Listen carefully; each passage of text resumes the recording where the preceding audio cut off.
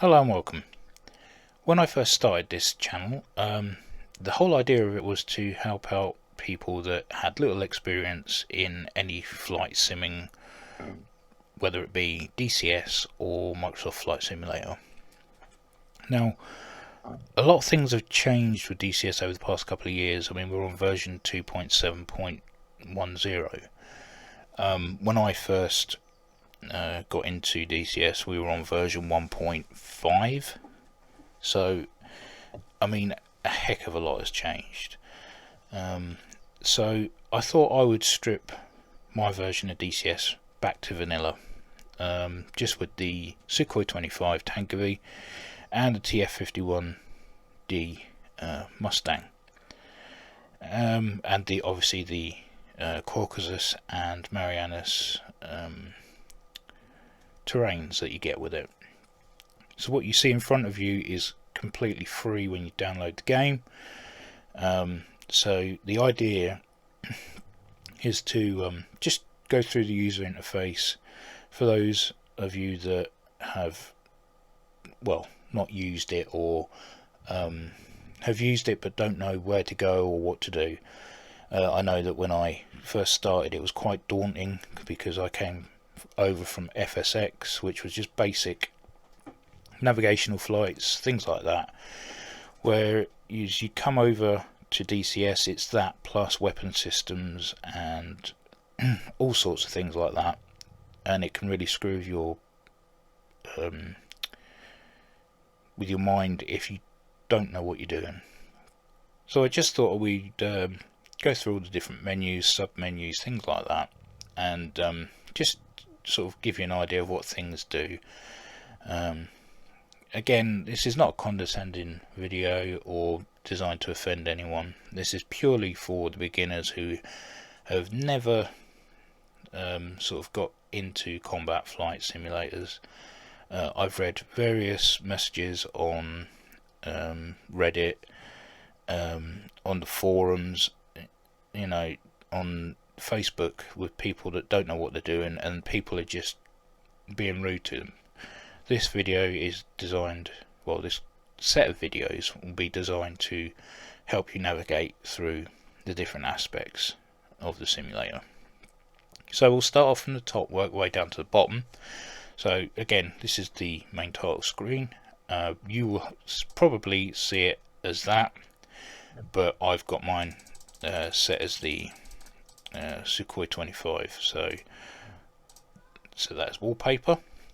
So we'll go up here to the top, and the first one we'll come across is the module manager. So if we click on that, as you can see, I've bought quite a bit.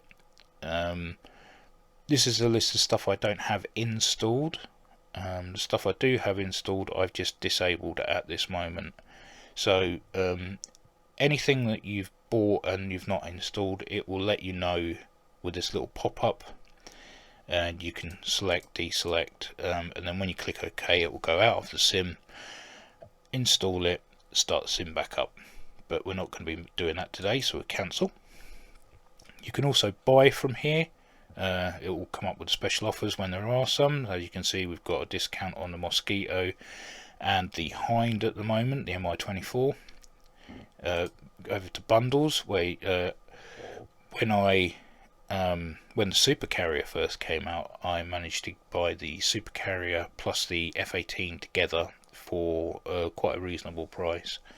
So it's always worth looking out for bundles that you can get. As you can see, these are just a selection of World War II aircraft with the channel map. So yeah, basically. And then we've got the navigation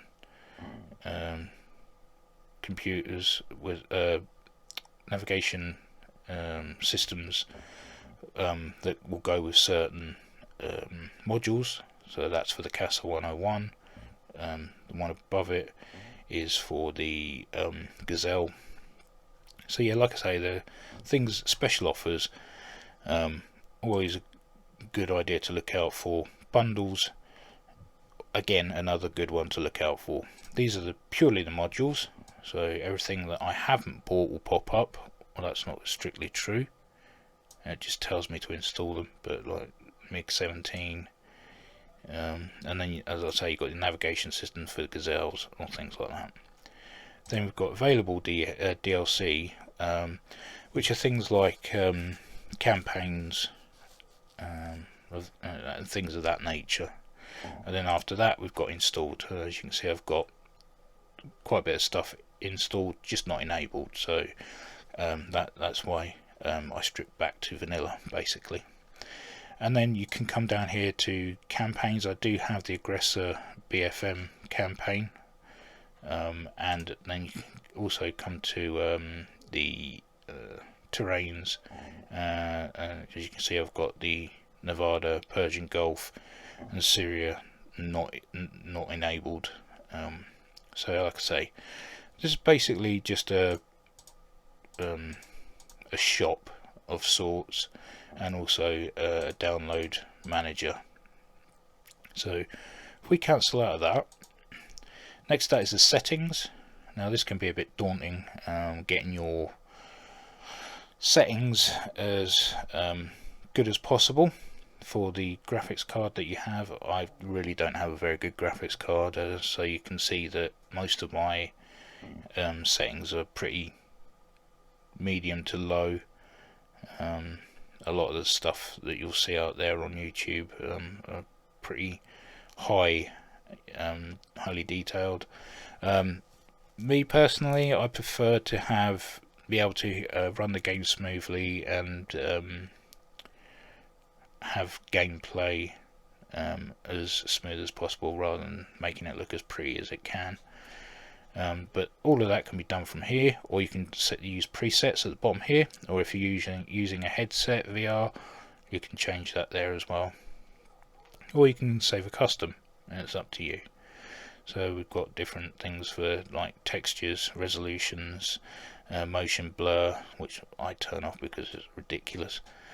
Then next to that is controls. You can select, yeah, that's another thing. If you've not come to this section before, you have to set controls for every single aircraft. It's not like Microsoft Flight Sim where one set of controls will work across the whole selection of aircraft. You really do have to go in and set all the controls up individually.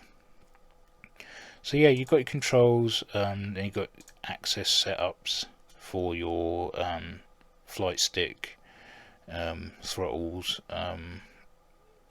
rudder pedals, whatever you may be using. I'm lucky enough to be using an X56 and a set of Certec Pro Flight rudder pedals. Not the best thing out there for it, but I can't complain. It does everything that I need it to. There are better things out there that are slightly cheaper and have more with it.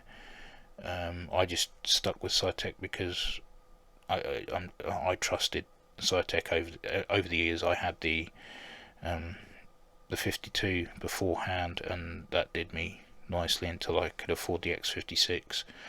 So yeah, I mean, you set your head tracker here as well. If you're using a head tracker, that'll automatically set itself up there if you're using OpenTrack. So yeah, all your keyboard controls will be in the all but access. I mean, these menus have changed over the upgrades. All but access never used to be there. It used to be all commands, access commands, and then you've got all your weapons systems.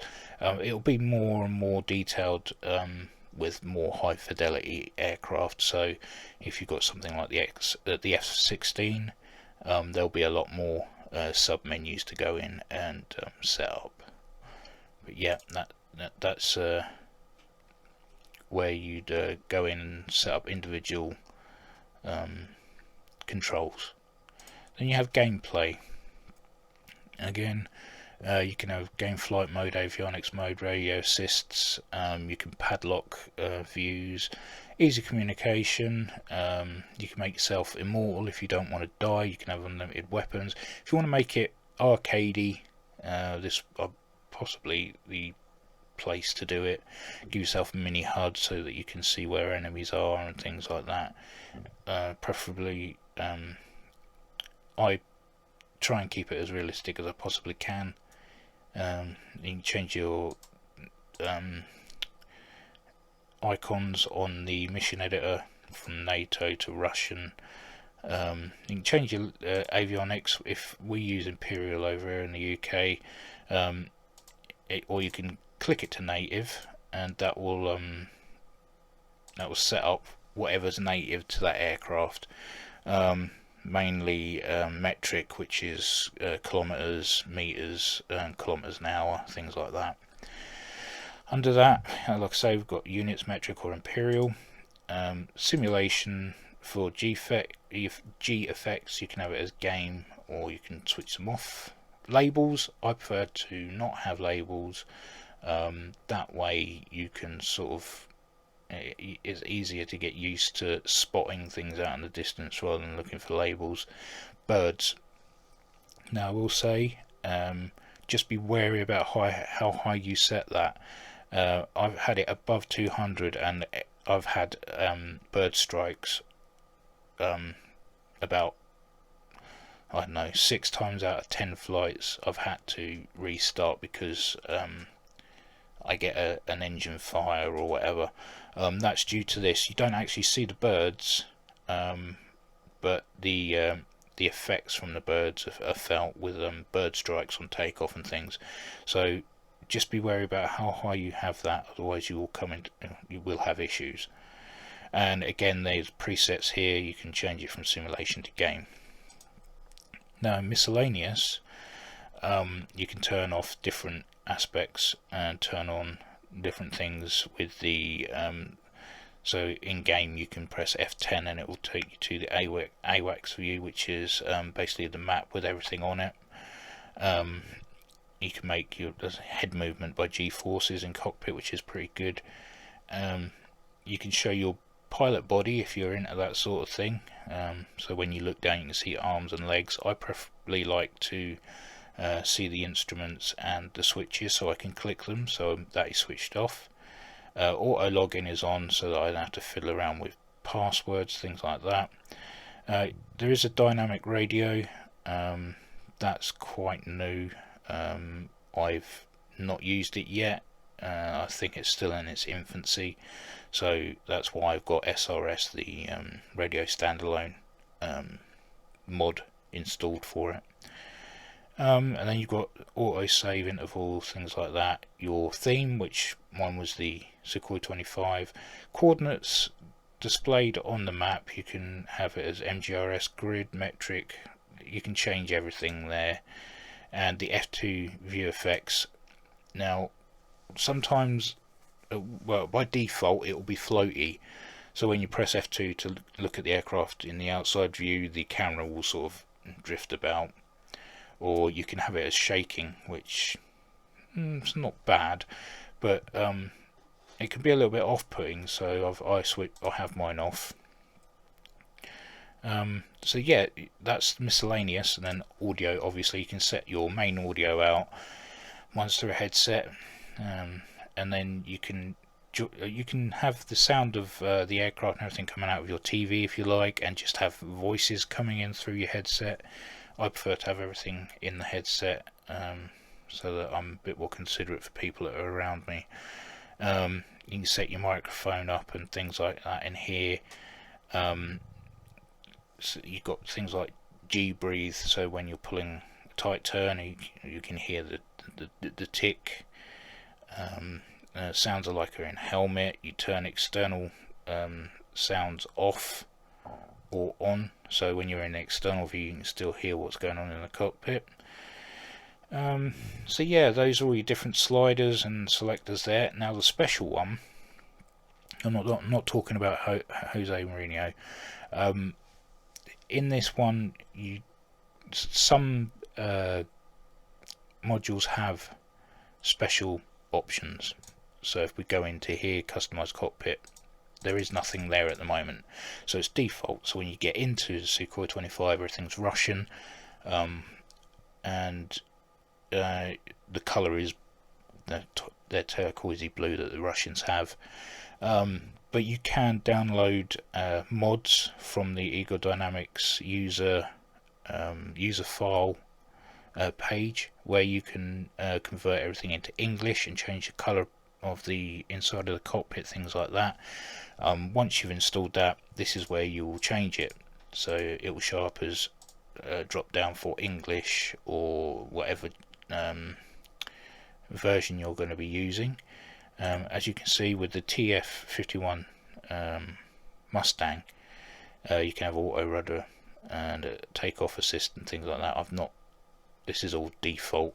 I've had to reinstall DCS recently, so a lot of the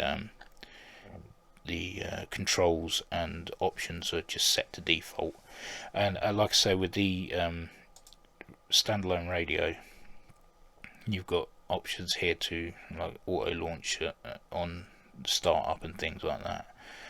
So this is a good one to come to if you install an aircraft of any kind, whether it be a free mod or a payware mod, because there may be extras that you need to select for certain things.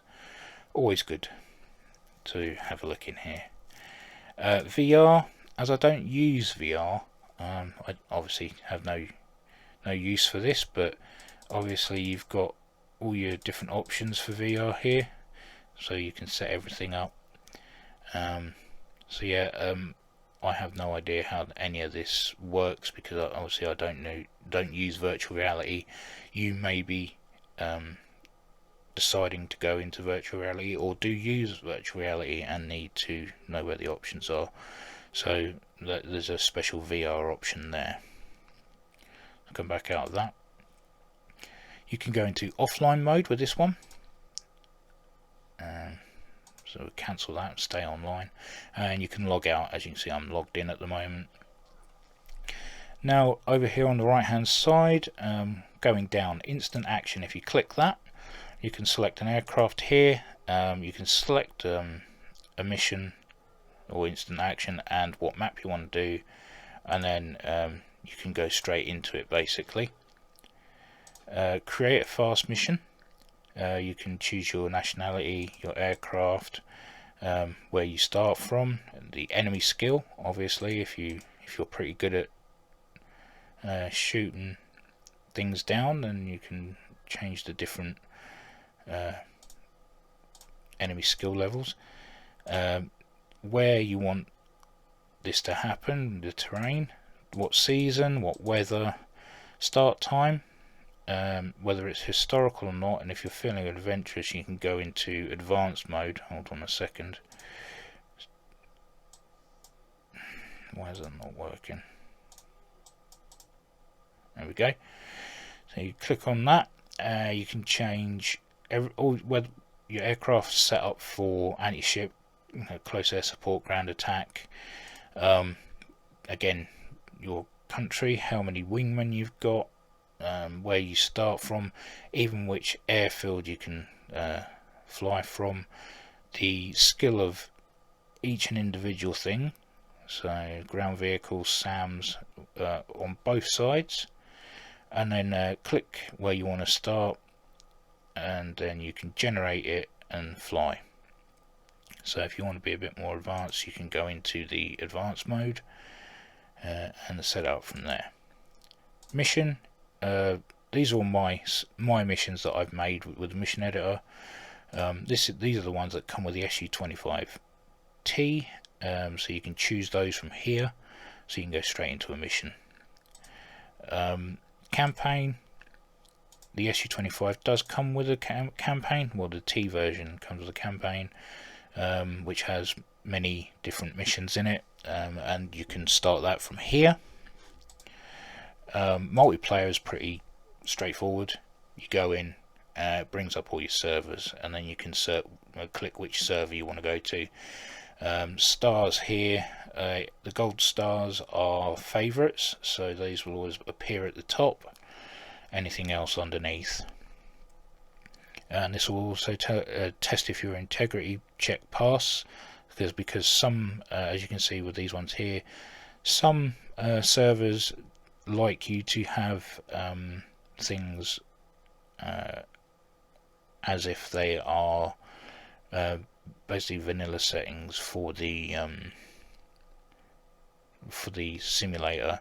Others, not worried, not so much. So you can have like smoke pods and things like that, mods added to it. But these are designed to not have anything that you shouldn't have in. So basically, like I guess it's like a anti-cheat sort of thing. This one here will show things that only things that have the same downloaded content as you. That will refresh. You can do a search if you've got a certain server in mind. You can do a search for it there. You can make your call sign there just by clicking that, and you can go in and edit and come out of that, or you can make a new server by clicking new server. Under that is Logbook. You create your own pilot, and this will tell you in general how many hours you've flown, landings, all your stats will be here.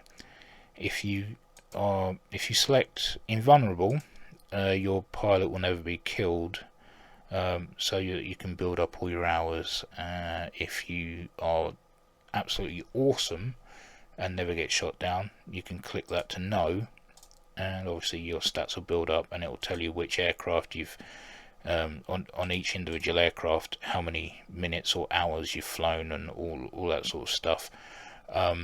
Unfortunately, all my stats got wiped, so everything had gone. So you can see I've done 16 minutes in the Sukhoi 25, and obviously any medals that you get will show up there. Under that is the Encyclopedia. Now this never used to be very good, but like I say, the latest updates, they have done quite a good job of updating the Encyclopedia as well. What it does, it will show you whether it's planes, helicopters, ships, ground units, armaments, air defences, infantry, personnel, or miscellaneous. You go to the drop down, it will click on anything and it will give you the stats and usually a little bit of information underneath. Not everything's covered. Let's show you one of the newest models that they've made for the sim, which is the H6J, which is the Badger in Russian terms. Obviously they've done the anti-ship variant of the aircraft, the J variant. Looks superb, done a very nice job of making that model. Now I'm going to compare this to the B-52 model. Yeah, that's it's not brilliant, but the good news is the B1 and the B-52 are currently being reworked, so they will be updated at some point in the future. So everything's being overhauled. Things change all the time with this, so always good to check the forums or anything to do with Eagle Dynamics to see if anything is new or if there are any new updates. So yeah, AN26 here, that's quite a good model. And let's go to the Tu-160 again. It's not brilliant, and again these are being reworked at some point. So like I say, it's always good to check for updates and things like that. I mean, a lot of stuff is changing all the time. We'll close that. Underneath the Encyclopedia is your training, so you can actually do training missions with the Su-25 Tanker V and the TF-51 D Mustang, so give you cockpit familiarization, even down to landing. You'll be talked through all of it. Under that is replay, so with every flight that you do, the sim will actually record a track. You can choose whether to save that track at the end of the mission or the flight, or you can just ignore it and then it will be deleted automatically. But if you just decide to save it, it will be saved into this folder, and if you want to review it, you can go to replay, which we've just clicked into, and it takes you straight to that folder, and you can replay any of the tracks that you've got saved. So yeah, sometimes it's good to look back at what you've done in a more environmental sense, rather than just using TAC view to see the more in-depth look at it. So yeah, replay is basically looking at your recorded videos. Next we've got mission editor. Now this will be a video or a few videos in itself, so I'm not going to get into that now, but this is where it's situated. Obviously if you can read, then you've not got an issue. So mission editor there, but under that is campaign builder. Now if you've made a load of missions with the same goal in mind,